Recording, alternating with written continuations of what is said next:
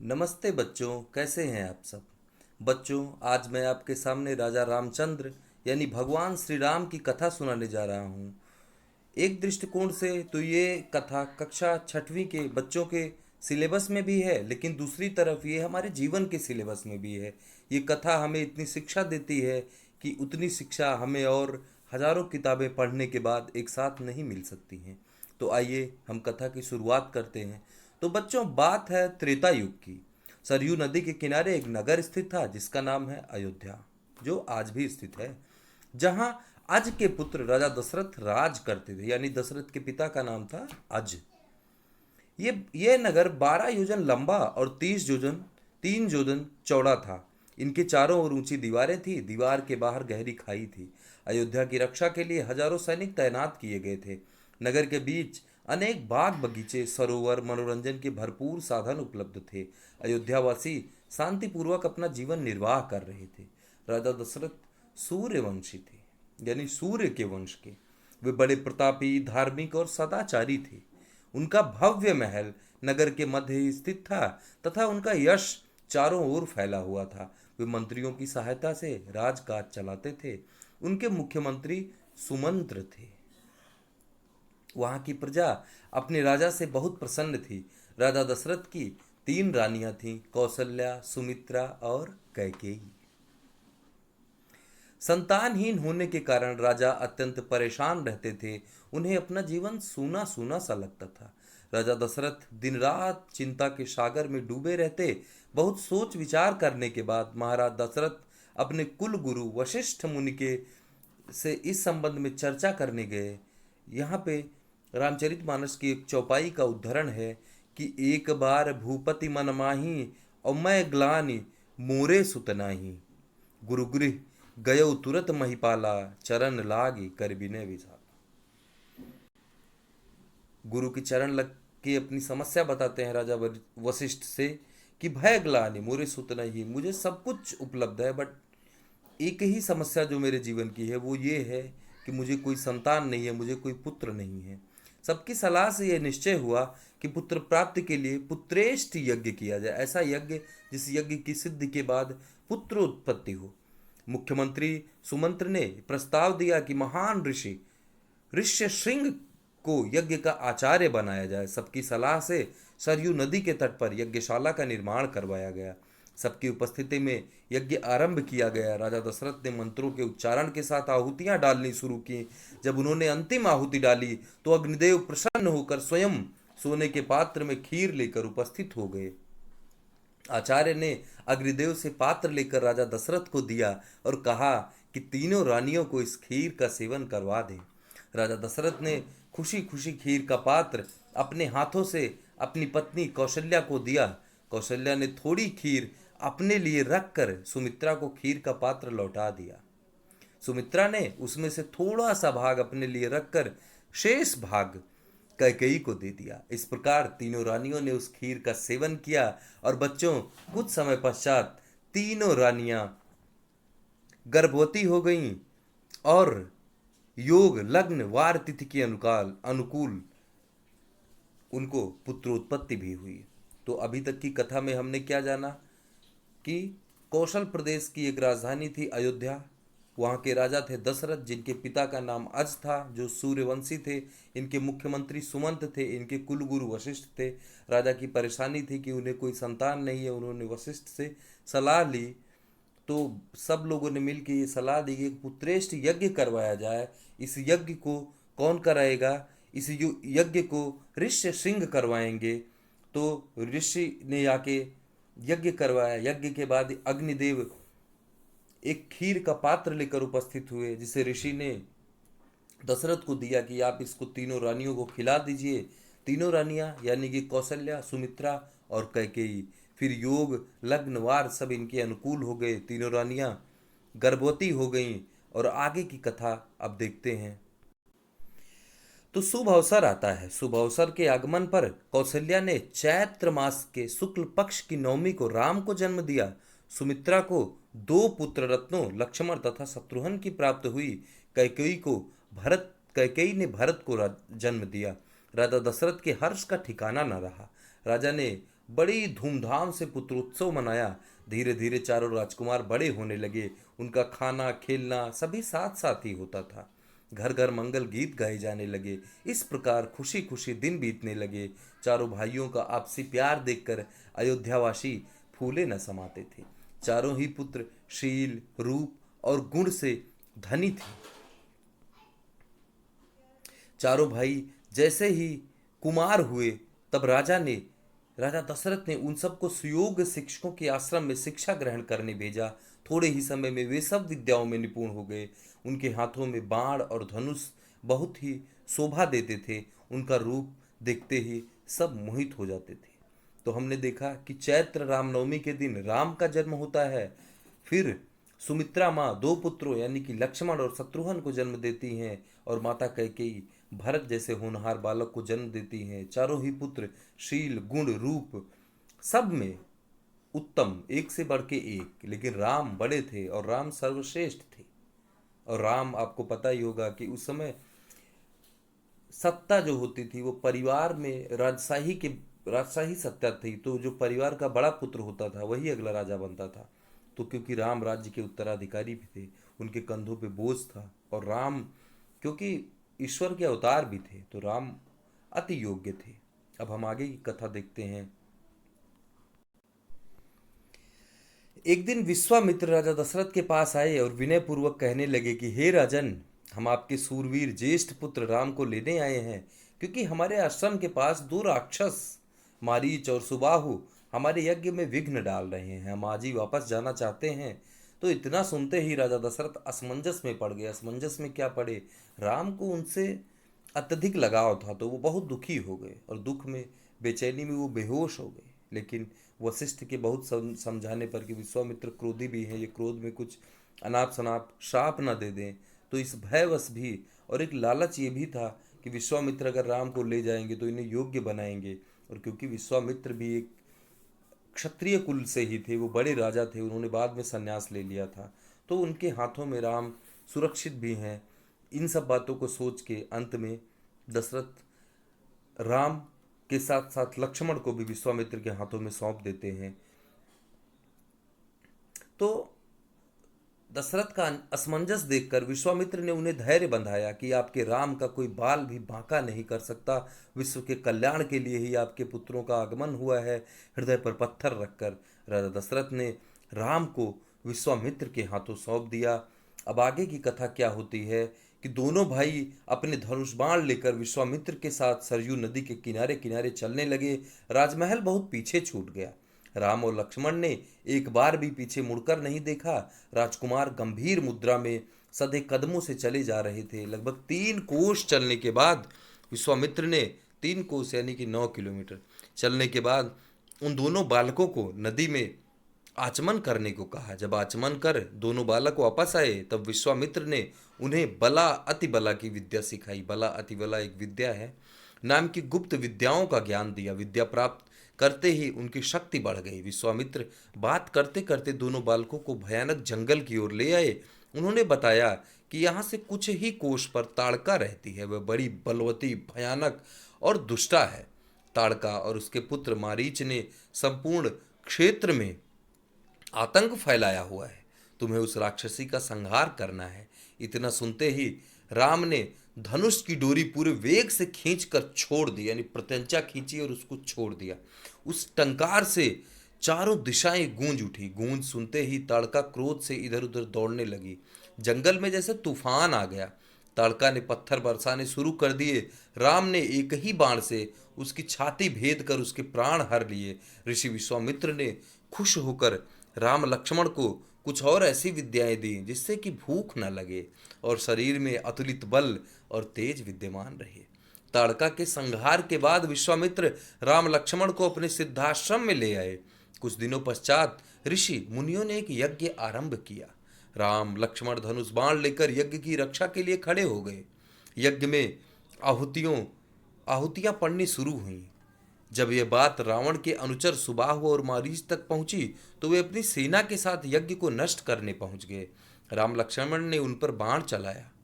बाण सीधा सुबाहु को जाकर लगा। वह घायल होकर गिर पड़ा और उसने प्राण त्याग दिए। मारीच पर राम ने मानवास्त्र चलाया, जिससे वह मूर्छित हो गया तथा अत्यंत दूर समुद्र तट पर जा गिरा।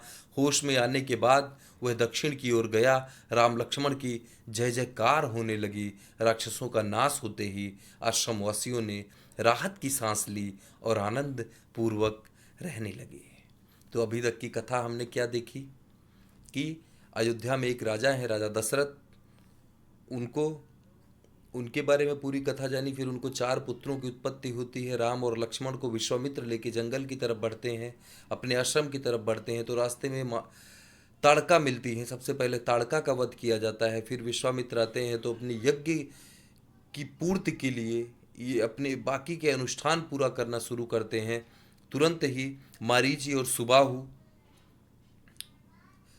यज्ञ में बाधा डालने के लिए अपने दल बल के साथ आ जाते हैं। तो राम सबसे पहले सुबाहु को मारते हैं, उसके बाद मारीच को एक मानवास्त्र मारते हैं जो कि समुद्र तट के किनारे जाके गिरता है। उसके बाद वो लंका भाग जाता है। फिर मारीच इस राम कथा में आपको एक बार और मिलेंगे।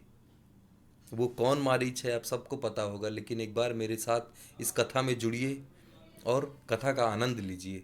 अब आगे क्या होता है कि मिथिला के राजा महाराज जनक ने अपनी पुत्री सीता के विवाह हेतु स्वयंवर का आयोजन किया। राजा जनक ने सब जगह इस स्वयंवर की घोषणा करवा दी कि जो शिव धनुष पर प्रत्यंचा चढ़ाएगा उसी के साथ सीता का विवाह होगा। विश्वामित्र ने यज्ञ में भाग लेने के लिए राम लक्ष्मण के साथ मिथिला की ओर प्रस्थान किया। चलते चलते मार्ग में उन्हें एक सूना सा आश्रम दिखाई दिया। वहां पशु पक्षी जीव जंतु कुछ भी नहीं था। वहां पत्थर की एक शिला देखकर राम ने उसके विषय में विश्वामित्र से पूछा। तब विश्वामित्र ने बताया कि यह शिला अहिल्या की है। अहिल्या गौतम मुनि की पत्नी थी। गौतम मुनि के शाप से वे पत्थर की शिला बन गई, इसलिए आश्रम सूना दिखाई पड़ता है। ऋषि ने बताया कि एक बार सवेरा होने के भ्रम में गौतम ऋषि रात को ही नदी के किनारे स्नान करने चले गए। पीछे से उनका वेश धारण कर देवराज इंद्र उनके आश्रम में घुस आए। तब गौतम मुनि को अपनी भूल का पता चला तो वे आश्रम में वापस आए और उन्होंने आश्रम से देवराज इंद्र को निकलते हुए देखा। गौतम ऋषि का अपनी पत्नी अहिल्या के चरित्र पर संदेह हुआ और उन्होंने उन्होंने उन्होंने क्रोधवश अहिल्या को पत्थर की शिला होने का शाप दे दिया। अहिल्या अदृश्य हो गई और एक पत्थर की शिला बनकर रह गई। गौतम ऋषि ने अहिल्या से कहा कि दशरथ के पुत्र राजा राम आएंगे और तुम्हें वो स्पर्श करेंगे, तब तुम मुक्त हो जाओगे। अहिल्या इस बात को विश्वामित्र ने राम को बताया और राम ने अहिल्या को स्पर्श करके उन्हें मुक्ति दी और अहिल्या राम का स्पर्श पाते ही अहिल्या पत्थर की शिला से प्रकट हो गई। इस घटना से राम का यश चारों ओर फैल गया। तो ये कथा छुअत शिला भई नारी सुहाई, गोस्वामी तुलसीदास ने रामचरितमानस में लिखा है। लेकिन ये केवट प्रसंग की चर्चा है, तो जब हम केवट प्रसंग पर आएंगे तब इस पर चर्चा करेंगे। तो अहिल्या उद्धार के उपरांत महामुनि विश्वामित्र राम लक्ष्मण सहित जनक के राज्य मिथिला नगरी पहुंचे। जैसे ही राजा जनक को विश्वामित्र के आने का समाचार मिला, वे अपने मंत्रियों को लेकर उनके स्वागत के लिए नगर के द्वार पर पहुंचे। जब उनकी दृष्टि दोनों बालकों पर पड़ी तो आंखें खुली की खुली रह गईं। राजा जनक ने विश्वामित्र से उनका परिचय जानना चाहा तो ऋषि ने कहा, ये सुंदर बालक कौशल नरेश महाराजा दशरथ के पुत्र हैं। आपके सुनाभ यानी कि पिनाक धनुष, जिस धनुष को उठाना है उसी धनुष को दिखाने के लिए मैं उन्हें ले आया हूं। यानी कि अभी तक भी विवाह की कोई बात नहीं हो रही है। ये सुंदर बालक कौशल नरेश महाराज दशरथ के पुत्र हैं। इन्हें मैं आपका पिनाक धनुष दिखाने के लिए ले आया हूं। राजा जनक ने उन सभी को ठहरने का उचित प्रबंध कर दिया। विश्राम करने के बाद प्रातः विश्वामित्र राम लक्ष्मण को लेकर राजसभा में पहुंचे। राजा जनक ने उनका स्वागत किया, उन्हें उचित स्थान पर बिठाया। विश्वामित्र ने राजा जनक से धनुष दिखाने का अनुरोध किया। राजा जनक के आदेश से सेवक 8 पहियों वाले संदूक को खींच कर लाए। उस पर धनुष रखा था। प्रतिदिन चंदन आदि से धनुष की पूजा की जाती थी। यह शिव धनुष उनके पूर्वज देवरात को देवताओं से प्राप्त हुआ था। इस धनुष को आज तक कोई नहीं उठा सका था। इस पर बाण चढ़ाना तो बहुत दूर की बात थी। स्वयंवर की घोषणा करवा दी गई। अनेक राजाओं, देवताओं और दानवों तक ने शिव धनुष उठाने का प्रयास किया, पर सभी असफल रहे। यह देखकर महाराजा जनक बड़े दुखी और क्षुब्ध हुए। विश्वामित्र की अनुमति से राम ने सहज ही उस धनुष को उठा दिया। वे उस पर प्रत्यंचा चढ़ाने ही वाले थे कि धनुष टूट गया। धनुष के टूटते ही चारों ओर बिजली की घोर गर्जना हुई। राजा जनक के हर्ष का ठिकाना न रहा। उन्होंने विश्वामित्र का धन्यवाद किया और कहा कि आपके कारण आज मेरी पुत्री को सुयोग्य वर मिला है। आज मैं राम को पाकर धन्य हो गया हूँ। यह शुभ समाचार महाराज दशरथ को भेजकर बारात लेकर आने का निमंत्रण भेजता हूँ। महाराज जनक का समाचार पाते ही राजा दशरथ पूरी तैयारी के साथ बारात लेकर मिथिला पहुँचे। राजा जनक ने राजा दशरथ और बारातियों का भव्य स्वागत किया। मिथिला की राजधानी जनकपुर को दुल्हन की भांति सजाया गया। विवाह स्थल को नाना प्रकार के पुष्पों और मणियों से सुसज्जित किया गया। राजा दशरथ अपने चारों पुत्रों राम, लक्ष्मण, भरत और शत्रुघ्न के साथ विवाह मंडप में पधारे। महर्षि विश्वामित्र तथा अन्य राजगुरु भी वहां उपस्थित थे। राजा जनक अपनी पुत्रियों सहित पधारे। उन्होंने राजा दशरथ से सीता का परिचय कराते हुए कहा, महाराज, यह मेरी बड़ी पुत्री सीता है। ये मुझे हल चलाते समय धरती से मिली थी। इसी के साथ राम का विवाह होना है। इसके पश्चात उर्मिला का परिचय करवाया। इसके पश्चात उन्होंने अपने छोटे भाई कुशध्वज की दोनों पुत्रियों मांडवी और श्रुतकीर्ति का भी परिचय करवाते हुए राजा दशरथ से निवेदन किया कि राम के लिए सीता, लक्ष्मण के लिए उर्मिला, भरत के लिए मांडवी और शत्रुघ्न के लिए श्रुतकीर्ति को स्वीकार कर मुझे कृतार्थ करें। राजा दशरथ ने अपने चारों पुत्रों का विवाह राजा जनक की चारों पुत्रियों के साथ कर दिया। कुछ दिनों तक राजा जनक का आतिथ्य ग्रहण करने के बाद उनसे विदा लेकर बारातियों और नववधुओं सहित महाराज दशरथ ने अयोध्या के लिए प्रस्थान किया। अयोध्या नगरी की ओर बढ़ते हुए मार्ग में भयानक सहसा आंधी के लक्षण दिखाई दिए। चारों ओर का वातावरण अंधकारमय हो गया। परशुराम के उस रूप को देखकर सभी राजाओं के मन में भय का संचार होने लगा। परशुराम एक हाथ में धनुष तथा दूसरे में फरसा पकड़े हुए हैं। राम का रास्ता रोक कर बोले, शिव के पुराने धनुष को तोड़कर तुम्हारा मनोबल बहुत बढ़ गया है। क्रोधवश परशुराम ने राम को भला बुरा कहा और ललकारने लगे कि मेरे इस धनुष पर प्रत्यंचा चढ़ाओ। यदि न चढ़ा सके तो तुम मेरे फरसे का आहार बनोगे। इतना सुनते ही राम निर्भीकता से बोले, मेरा रूप आप देखना चाहते हैं तो देखिए। परशुराम से धनुष बाण लेकर बोले, मैं इस बाण से आपका समस्त प्रभाव तथा शक्ति नष्ट कर सकता हूँ। परशुराम हैरान रह गए। राम की स्तुति करने लगे, तप का फल भले ही नष्ट कर दें पर मनोगति नष्ट ना करें, जिससे मैं महेंद्र पर्वत पर वापस लौट सकूं। राम ने जब उन्हें क्षमा कर दिया तब परशुराम वहां से चले गए। परशुराम के चले जाने के बारात आगे बढ़ी। बारात से के अयोध्या पहुंचते ही घर घर में आनंदोत्सव होने लगे। स्त्रियां मंगल गीत गाने लगी। सारी अयोध्या नगरी में खुशी की लहर दौड़ पड़ी। तो दोस्तों, इस कथा में आपने देखा कि किस तरह विश्वामित्र के आश्रम से निकलने के बाद अहिल्या का उद्धार किया गया। अहिल्या प्रसंग की कथा आपको पता ही होगी, अहिल्या प्रसंग आपको पूरा पता होगा। फिर जनकपुरी में किस तरह लक्ष्मण और राम का परशुराम संवाद होता है, जो कि तुलसीदास द्वारा लिखित रामचरितमानस के आधार पर, और भी कई तरह की रामचरितमानस रामायण लिखी गई, जिसमें से वाल्मीकि रामायण, रामचरितमानस, तमिल में लिखी गई कंब रामायण, बंगला में लिखी गई कृतिवास रामायण, इसी तरह सैकड़ों रामायण की पुस्तकें लिखी गई। तो हो सकता है कि इस कथा का आधार कोई और रामायण हो, रामचरितमानस ना हो, क्योंकि रामचरितमानस में आप देखते हैं कि परशुराम और लक्ष्मण का संवाद होता है। फिर बाद में राम उस संवाद को खत्म करके परशुराम से विनय करते हैं लक्ष्मण को माफ करने के लिए, और ये पूरा संवाद स्वयंवर के समय ही होता है, जनकपुर में ही होता है। लेकिन इस कथा में आप देख रहे हैं तो ये परशुराम रास्ते में आ रहे हैं, और इस कथा में आपको कुछ और अटपटा लग रहा है कि अचानक से एक धनुष तोड़ने के लिए बोल रहे हैं कि मेरे इस धनुष पर प्रत्यंचा चढ़ा के दिखाओ। तो ये भी सटीक नहीं है, क्योंकि परशुराम कभी धनुष लेके नहीं चलते थे, उनका हथियार ही केवल फरसा था। तो दोस्तों, ये जैसी भी कथा है आपके समक्ष मैं प्रस्तुत कर रहा हूँ। तो राम कथा के और भी वीडियोस मैं आपके बीच में लेके आऊँगा। अभी तक आप इतने ये वीडियो देखें, और आपको अगर वीडियो पसंद आता है तो आप इसको और दोस्तों के साथ भी शेयर करें, चैनल को सब्सक्राइब करें। तब तक के लिए अपना और अपनों का ख्याल रखें। जय हिंद, जय जगत, शुभ रात्रि।